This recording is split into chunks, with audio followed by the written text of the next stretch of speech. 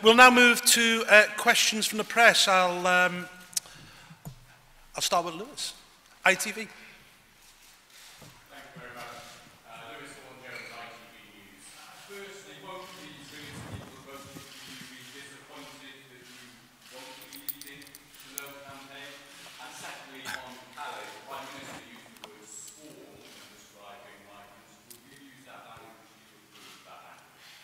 The millions of people that voted for UKIP were, I think, disappointed by the election result, in the sense that, never in the history of British democracy have so many been represented by so few. But has that, it's interesting, has that led to disillusionment amongst the 4 million? No. Actually, what I'm detecting is some anger amongst those people, determination to vote UKIP again, and determination to make sure more of their friends and family vote UKIP again. I think what those people who voted for us, and let's not forget that the year before that, we won the European elections across the United Kingdom, what the people who voted for UKIP, and indeed what the people who didn't vote for UKIP, but who agree with what UKIP is trying to do, and that is a very, very significant number of people, what they would expect us to do is to do what we've always done, and that is to go out there, tell the truth, and to take on the tough subjects that people in Westminster find too awkward or embarrassing in their social lives in Notting Hill to go out and address and tackle. So what they'll expect from us is us to take on the tough issues and for us to be the ground campaign. And look, let's be honest, there are lots and lots of Eurosceptic groups within this country, but there's no Eurosceptic group in this country that has a branch network of over 300 branches in all 4 corners of the United Kingdom, and equally has nearly 50,000 paid-up members who are itching to start delivering leaflets through doors, putting posters on fences, and organising these hundreds of public meetings that I'm talking about. And that is the role that we will play. Somebody will get the designation for the yes side, and somebody will get the designation for the no side. And at some point in time, there will have to be a head-to-head debate, I guess, between the Prime Minister on the yes side and somebody from the no side. Whoever gets that designation for the no side, they will choose who they think the best person is to represent our side of the argument. And you know what? I couldn't care less who it is. What I care about is that we win this once-in-a-lifetime opportunity to get back the independence of our country.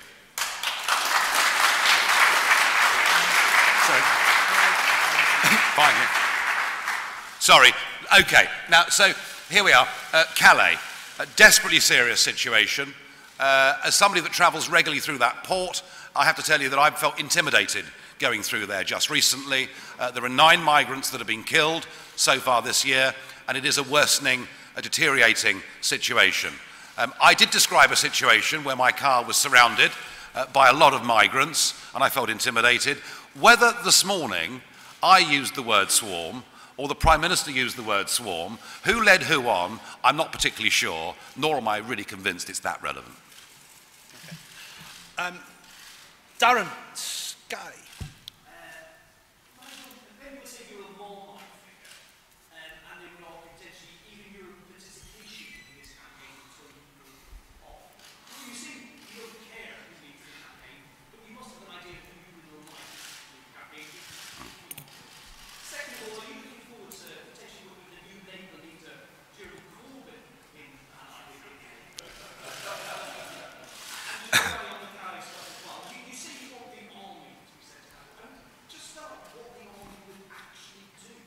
Well, thank you for that series of questions, and I hope everybody's got lots of time here today.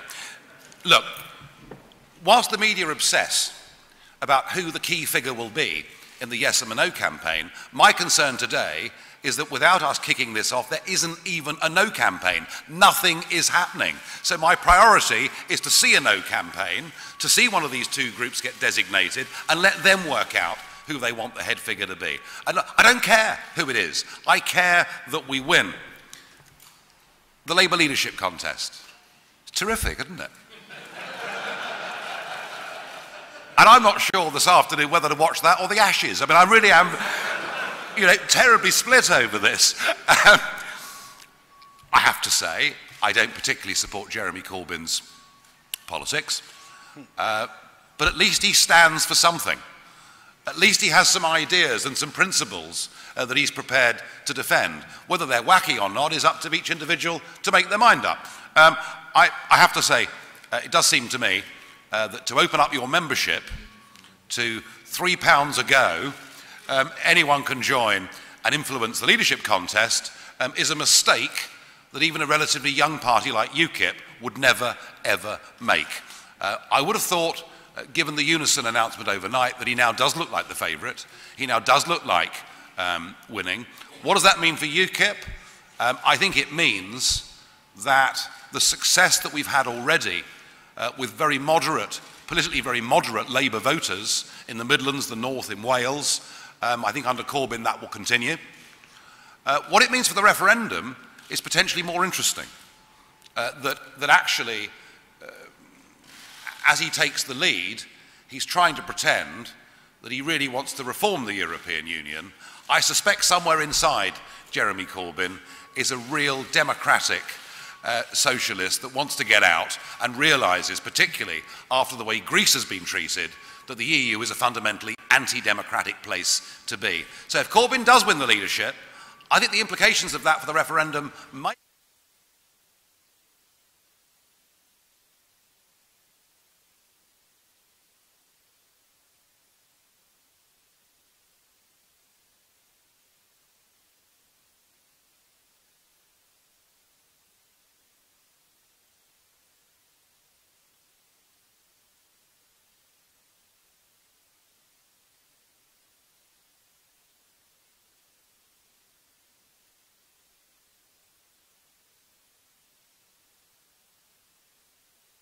incentive for people to keep wanting to come.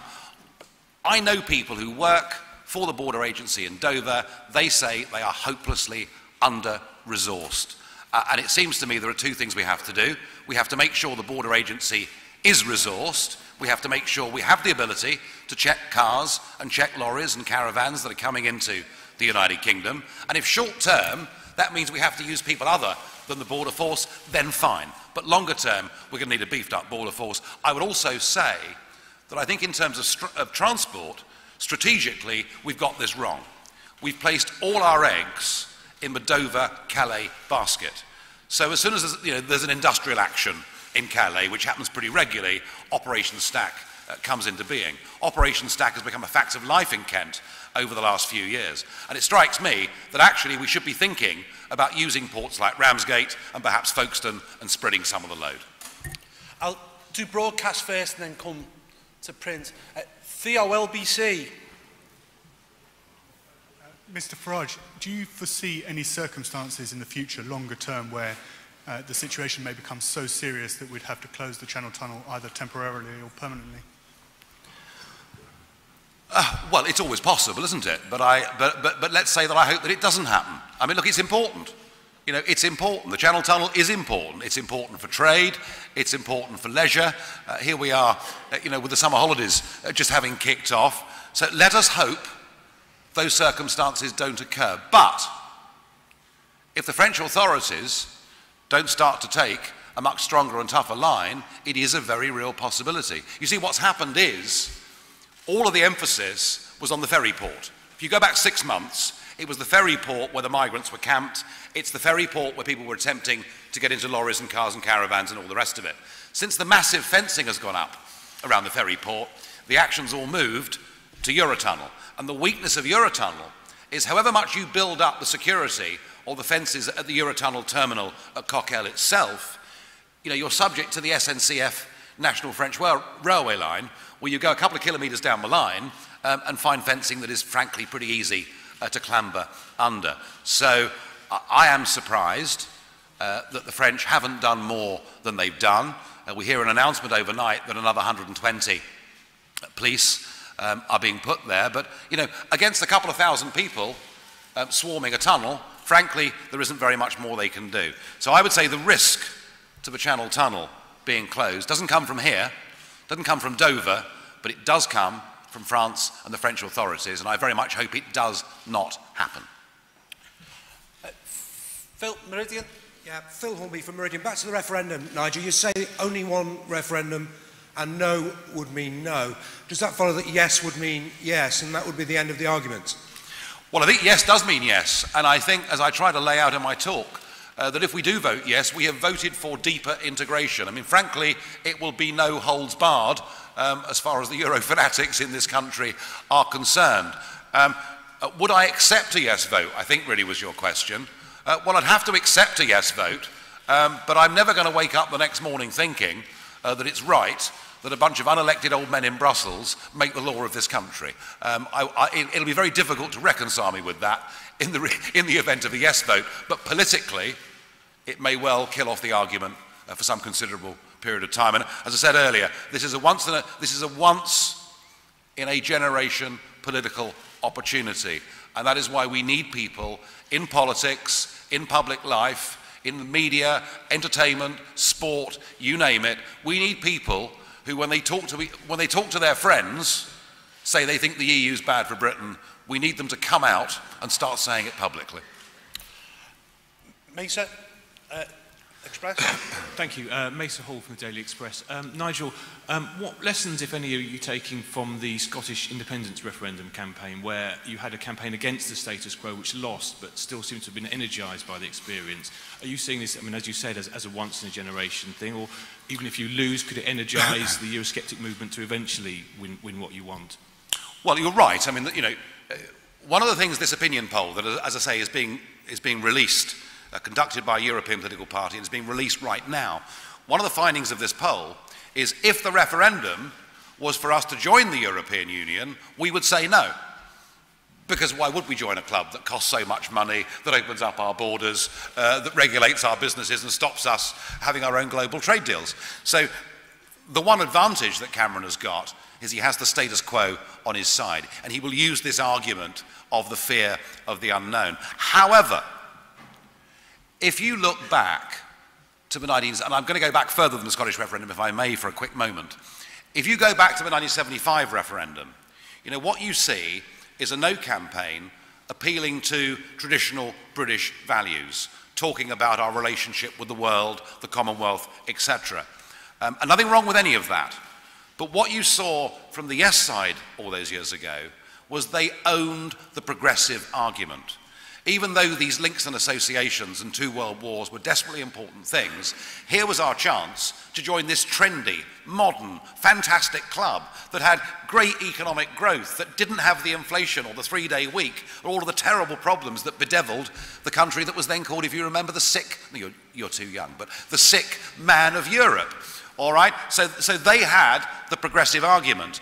And I think in this referendum campaign, we've got the chance now of owning the progressive argument, because their defence of the European Union, frankly, is if you weren't in it, they'd be beastly to you.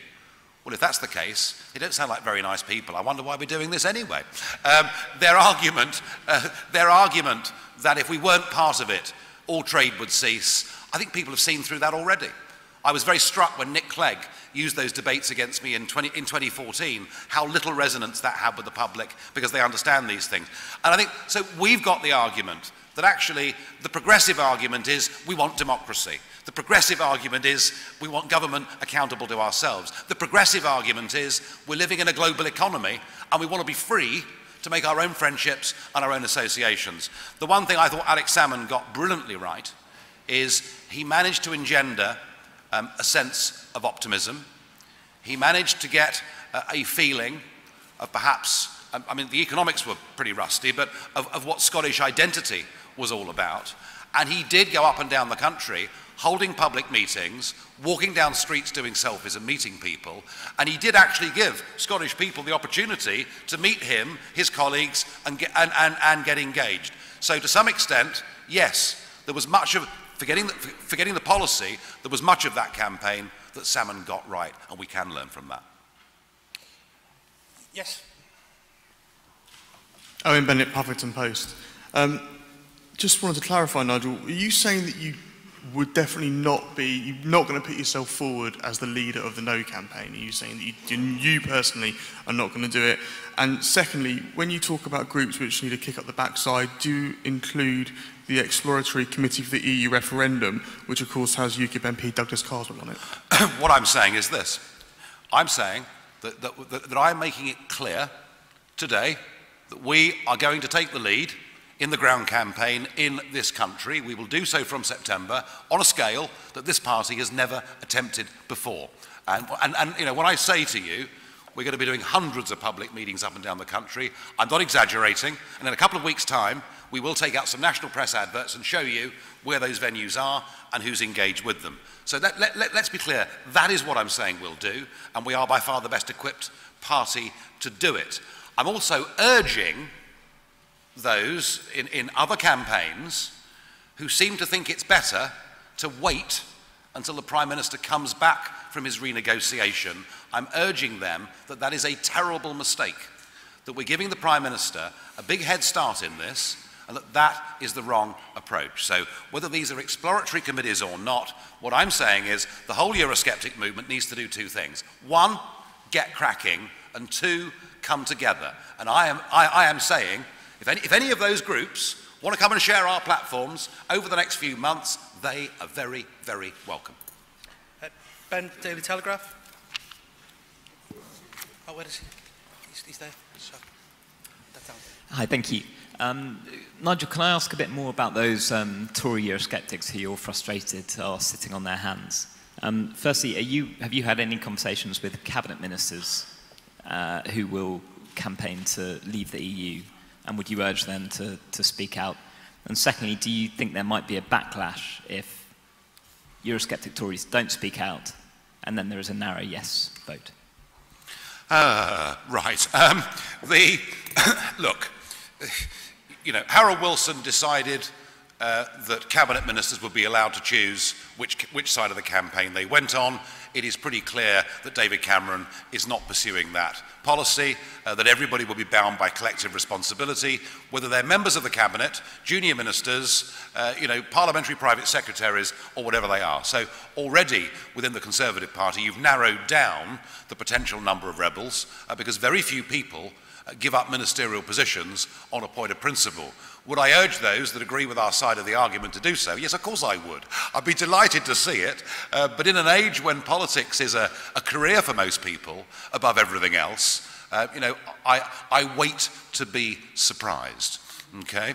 And I suspect that amongst the new intake of Conservative MPs, there'll be many looking at the plight of the Labour Party thinking, I'm on a pretty good number here. You know, I could be here for the next 3 or 4 general elections, and, you know, my salary is £66,000 a year, but if I become a minister, it's £115,000 a year. Maybe best I toe the line just on this one particular account. So, you know, I mean, look, I wait to be surprised. But I think if we were to put our faith in the Westminster Village to stand up and fight on a fundamental point of democratic principle on behalf of the people of this country, all I would say to that is don't hold your breath. And as far as the political question, what would happen if there was a narrow yes and Cameron was seen to have outspent the no side and we were seen to have been done down, you know, your real question, would that mean a massive surge to UKIP? I don't know. But you know what? That's not what I care about. What I care about is winning this referendum and getting back our independence. Sam Coates from The Times. Mr Farage, would you truly welcome the addition of Boris Johnson to playing a high-profile role in the No campaign, or does just a little bit of you worry that he's Eurosceptic light, or it would be all about his own ambitions, or it would just distract the No campaign and turn it into the Boris versus George show? Look, I just don't know what Boris Johnson's going to do. As far as I know, Boris Johnson believes in amnesties for illegal immigrants. And as far as I know, when Boris was on a tour of India with Cameron 18 months ago, he said that EU membership was vital for global trade. If there is a Damascene conversion from Mr Johnson, will he steal lots of the limelight? Yes. But you know something? A lot of those in Westminster who see themselves or hope when the moment comes will be big voices in the No campaign are the kind of people whose public recognition is so pitifully low, they wouldn't be an asset to the No campaign. And the one thing about Boris, if he has this Damascene conversion, is that, do you know what? The public know who he is. So I would say, come on, Boris, you know, see the light, come on in, the water's lovely.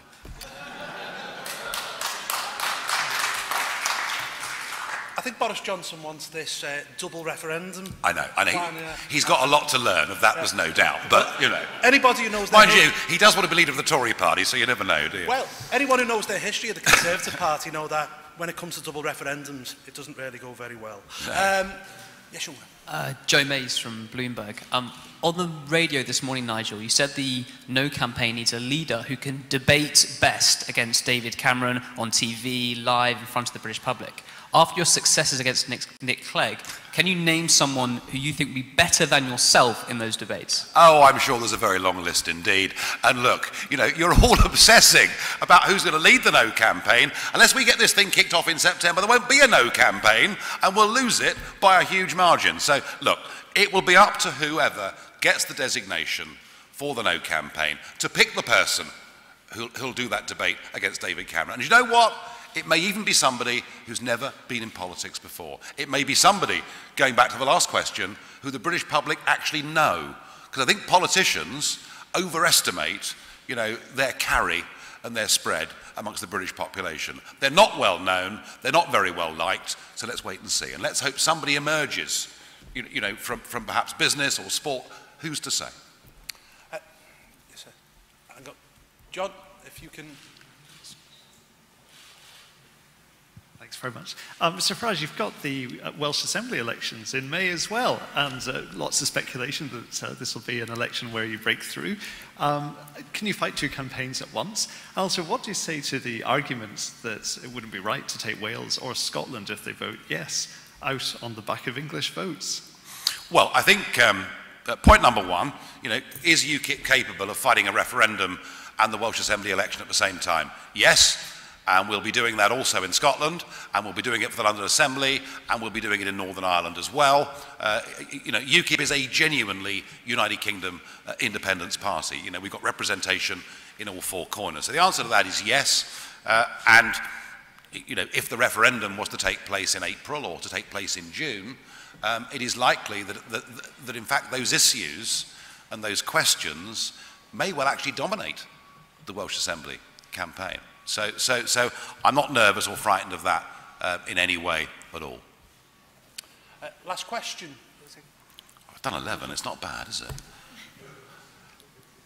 Hi Nigel, Kate McCann at The Sun. You've said that you're not going to make a bid to lead the campaign, but you've also said that UKIP is going to play a really important role in the ground campaign, and you've talked about how much of a swing that had in Scotland. There are members of your own party and there are donors in UKIP that have concerns about you taking a lead role because you are a divisive figure. Would you be prepared to take a step back if you thought that might threaten the outcome of the no vote in the referendum? Well, obviously, but the answer is, the real answer to your question is, in saying that I've said we'll take the lead in the ground campaign, can you tell me who else is there? Who else is there? Is there anybody else? Is there anybody in Westminster that's about to go and launch on a tour of the country to try and wake people up, tell them the truth and persuade them to vote no? I would say whatever my shortcomings are, and they may be many, I think I'm probably better than no one going out to do this. And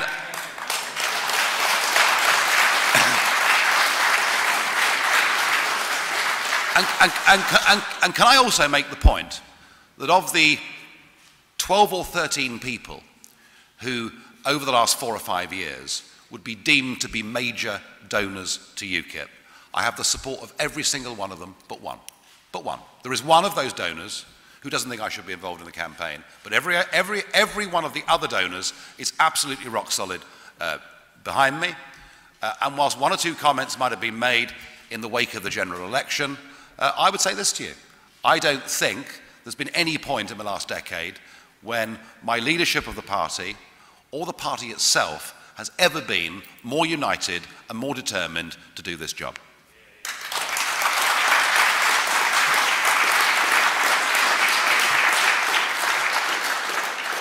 Okay, thank you very much everyone for coming.